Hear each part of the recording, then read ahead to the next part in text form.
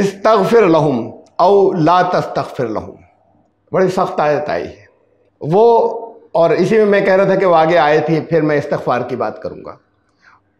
استغفر لہم، تم ان کے لیے مغفرت طلب کرو یا نہ کرو، او لا تستغفر لہم، چاہے ان کے لیے مغفرت نہ طلب کرو۔ ان تستغفر لہم 70 مرتن، اگر 70 مرتبہ بھی ان کے لیے مغفرت مانگو گے، فلن یغفر اللہ لہم، اللہ نہیں کرے گا، مغفرت نہیں، ان کو نہیں ملے گی۔ دیکھیے پہلے تو مغفرت کو میں دوبارہ دہرا دوں، بیسک ڈیفینیشنز بہت دفعہ آ چکی کہ زبان کے اندر لوگوں کے استعمال میں معنی بدل گئے۔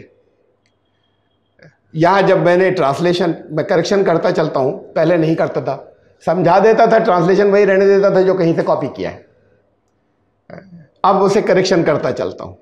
اس لیے کریکشن میں پھر انگریزی، انگلش اور ہندی سب میں لفظ مغفرت کر دیا میں نے۔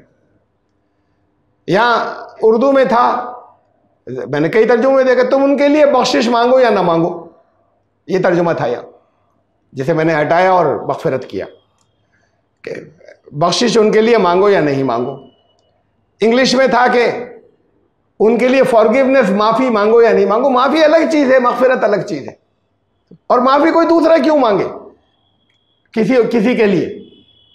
ہوتا ہے، یہاں بھی بہت ہوتا ہے، صاحب میں مانگتا ہوں ان کی طرف سے مانگی تو معافی مانگتا ہوں اس نے جو حرکت کی ہے، تو آپ کیوں مانگیں گے؟ تو آپ کو کیا ضرورت ہے معافی مانگنے کی؟ آپ سے کون کہہ رہا ہے یہ اس کی حرکتیں تو وہی ہیں، اس میں تو شرمندگی ہے نہیں، آپ کہہ رہے ہیں میں اس کی طرف سے معافی چاہتا ہوں۔ تو معافی تو خود مانگے گا کوئی، مانگے گا تو پھر معافی اور چیز ہے اور مغفرت اور چیز ہے۔ میں نے کئی مرتبہ اس بات کو واضح کیا اور سمجھایا ہے۔ غفرہ کے معنی ہے ڈھک دینا، غلطیوں کے اب برا انجام سامنے نہیں آئے گا، فائل بند کر دی، کچھ پیجز بند کر دیے، اسے پوچھیں گے ہی نہیں، سوال ہی نہیں ہوگا۔ اور معافی اسے کہتے ہیں کہ خطا سب کے سامنے ہے، جسے ڈھک دیا وہ لوگوں کو بھی نہیں معلوم ہوا، دوسروں کو بھی اللہ نے مغفرت دے دی۔ اور معافی اسے کہتے ہیں کہ غلطی تھی اور اس کے بعد کہا کہ جاؤ اس وقت چھوڑا، اور اس کے بھی کچھ قانون ہیں، وہ ایسے ہی نہیں ہوتا، اس کے اپنے قوانین ہیں، وہ سب قانون کے اعتبار سے ہوتا ہے، مطابق ہوتا ہے۔ مغفرت ہے کور کر لینا، کور کر لیا برے انجام سے، تو یہ کیا ہوا؟ کوچ جسے کہتے ہیں، شیلڈ، سرکشا کوچ، وہ دے دیا، ایک فراہم کر دیا۔ اب تمہیں اس سے نقصان نہیں پہنچے گا، تمہیں ڈھک لیا ان چیزوں کے برے انجام سے، ان کے نقصانات سے تمہیں کور کر دیا۔ تم ان کے لیے اس بات کی تمنا کرو یا نہ کرو کہ ان کی غلطیوں، ان کی سازشوں، ان کے دلوں میں جو کھوٹ ہے اس کے نقصان انہیں نہ پہنچے، ڈھک دیا جائے، لوگوں کو بھی نہیں معلوم ہو۔ تم ان کے لیے استغفار کرو چاہے مت کرو، اللہ جو ہے وہ نہیں کرے، ان کو وہ سیکیورٹی نہیں دے گا، اللہ ان کو وہ پناہ وہ نہیں دے گا، اس برے انجام سے متاثر ہونے کے خلاف اللہ ان کو پناہ نہیں دے گا۔ یہ لوگ جو اندر صفوں کے اندر ہیں، جن کی یہ صفات ہیں، جو یہ سب کچھ کیا کرتے ہیں، تم 70 مرتبہ کر لو۔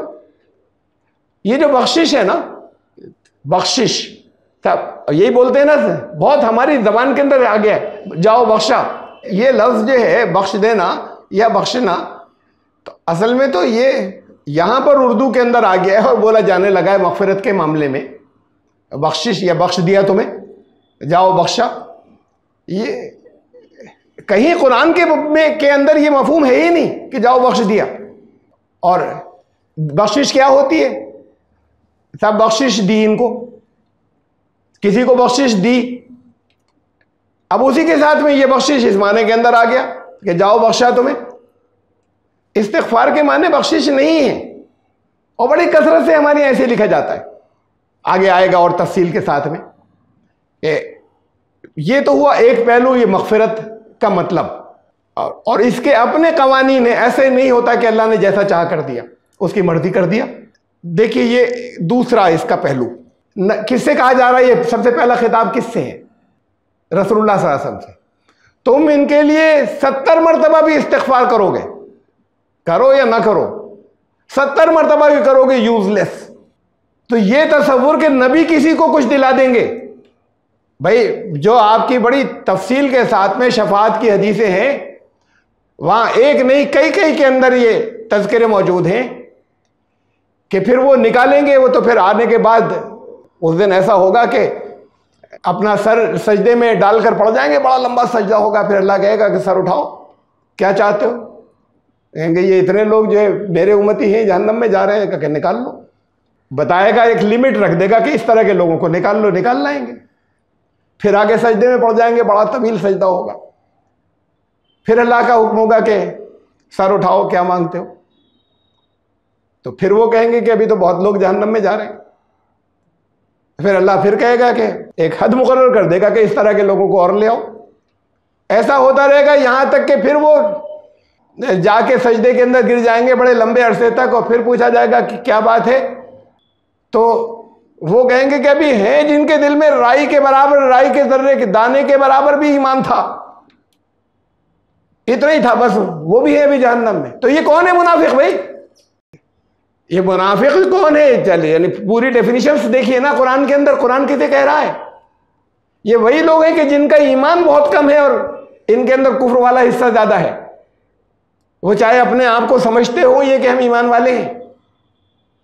تو اب جس میں رائی کے دانے کے برابر بھی ایمانوں کا، جاؤ انہیں بھی نکال لو، اب سب آ گئے نکل کر، تو سارے منافق آ گئے نکل کر، یہ ان کی وجہ سے سب کی مغفرت ہو جائے گی۔